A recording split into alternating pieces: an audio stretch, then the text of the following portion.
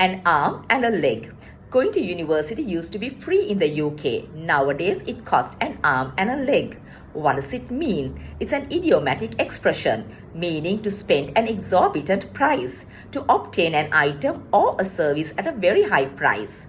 This term originates from America after World War II and is a likely reference to soldiers who had lost their limbs at war, thus having to pay a very high price for the war.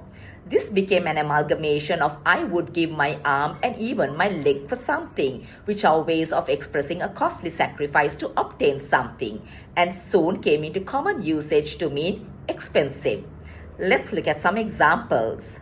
I will not buy a new Apple iPhone as it costs an arm and a leg. The electric scooter is the best thing to go everywhere without costing an arm and a leg. This resort lets you experience luxury without having to pay an arm and a leg.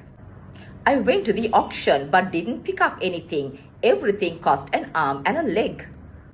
He really wants to go to that event. He's willing to pay an arm and a leg for it. The show is excellent, but the tickets cost an arm and a leg.